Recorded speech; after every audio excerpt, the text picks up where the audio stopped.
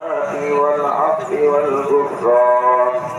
الله أكبر الله أكبر لا إله إلا الله والله أكبر الله أكبر ولله الحمد. وقد قال رسول الله صلى الله عليه وسلم إن لكل قوم عيدا وهذا عيدنا. الله أكبر الله أكبر لا إله إلا الله والله أكبر الله أكبر ولله الحمد.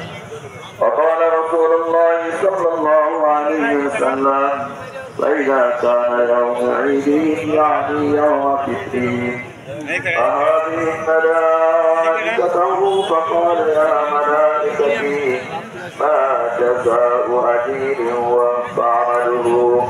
قالوا ربنا جزاؤه أن يوفى أجره.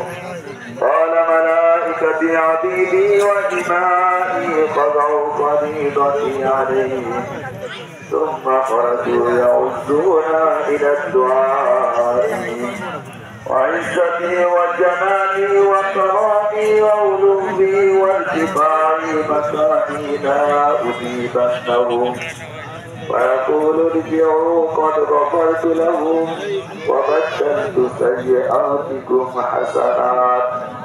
قال فيرجعون مغفورا لهم. الله أكبر الله أكبر لا إله إلا الله والله أكبر الله أكبر ولله الحمد.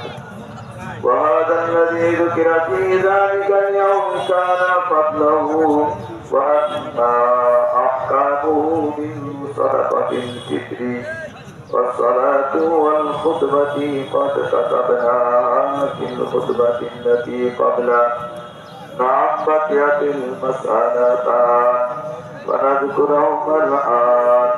الله أكبر الله أكبر لا إله إلا الله والله أكبر الله أكبر ولله الحمد. الأول قال عليه الصلاة والسلام من صام رمضان ثم أتبعه 6 من شوال كان كصيام الدهر. الثانية كان النبي صلى الله عليه وسلم يكبر بين أضعاف الخطبة يكثر التكبيرات في خطبة العيدين. الله أكبر الله أكبر لا إله إلا الله والله أكبر الله أكبر ولله الحمد. أعوذ بالله من الشيطان الرجيم. قد أفلح من تزكى وذكر اسم ربه فصلى. الله أكبر الله أكبر لا إله إلا الله والله أكبر الله أكبر ولله الحمد.